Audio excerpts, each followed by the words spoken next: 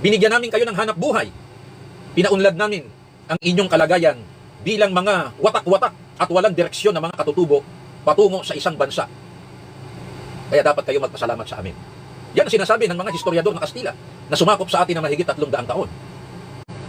Ngunit lahat ng yan ay pinabulaanan ni Dr. Jose Rizal sa kanyang mga sinulat at ng iba pa nating mga bayani sa kanilang mga sinulat.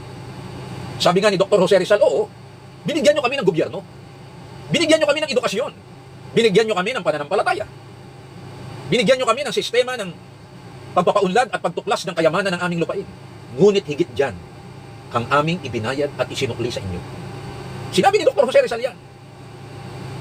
Ibinigay namin sa inyo, unang-una, ang aming kalayaan. Dati kaming malaya, iba't ibang barangay, meron kaming sibilisasyon.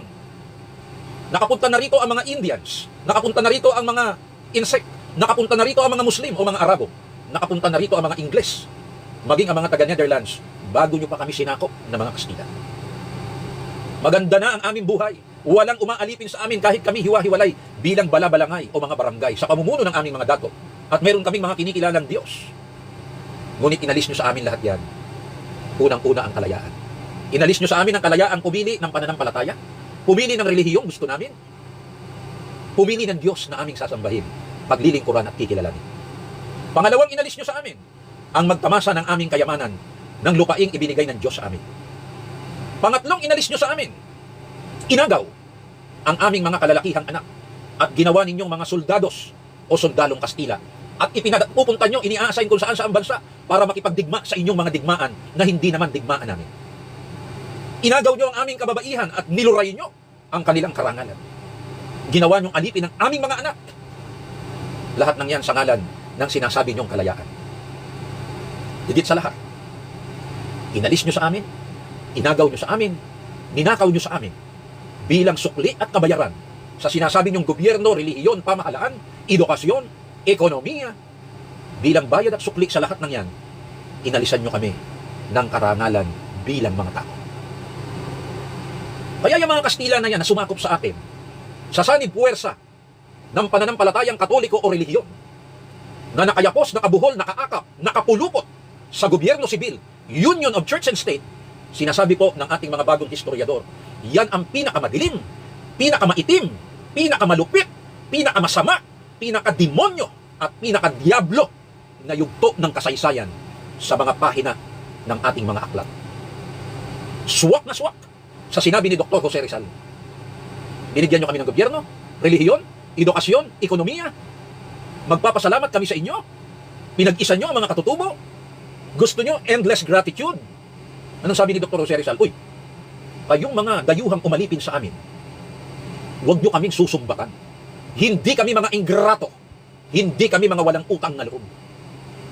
Napakamahal ng aming isinukli at ibinayad sa sinasabi nyong utang na loob namin sa inyo. Ano ang isinukli namin? Ang aming kalayaan sa pananampalataya. Ang kalayaan naming maglakbay sa anumang panig ng aming bansa. Ang kalayaan naming makapiling ang aming mga anak na babae at lalaki at ang aming mga asawa. Ang kalayaan namin pumili ng pananampalataya at relihiyon. Ang kalayaan namin na pumili ng edukasyon na angkop sa amin bilang mga Pilipino. Ang kalayaan naming magtamasa ng ginhawa mula sa kayamanan ng aming bayan na ibinigay ng may kapal at dito kami pinanganak. Dayo lang kayo rito. Alam mo, Kapitan, sabi ni FPJ, kaming mga Muslim, nalimutan mo, kami ay matityaga. Dumating kayong mga Kastila, umalis kayo, naiwan kami. Dumating ang mga Hapon, umalis sila, iniwan kami. Dumating ang mga Amerikano puti, umalis sila, iniwan kami. Pero ikaw, Kapitan, maiiwan ka nito. Dahil gugurgurin kita, Kapitan.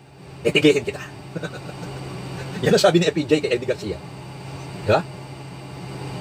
Dahil sa nakita ng ating mga ninuno, ng mga bayani, na labis-labis ang ating ibinayad sa pang-aalipin sa atin, pagdusta, pagsikil, pambubusabos ng mga dayuhan, nagimagsik ang ating mga bayani. 128 years ago, itinakwil natin ang mga dayuhan na yan. Nagdeklara tayo ng republika. Ngunit nagtiwala tayo sa panibagong dayuhan. Nakakala natin ay kakampi natin ang mga ito. Ngunit iniskam si Aguinaldo. Binudol, niloko, inistapa. Sa halip na bigyan ng tunay na kalayaan, sinakop tayo ng mga Amerikano puti. Yung mga may pinag-aralan natin at nakaaangat sa buhay na mga ilustrado, nakapag-aral pa sa ibang bansa, nakipagsabuatan.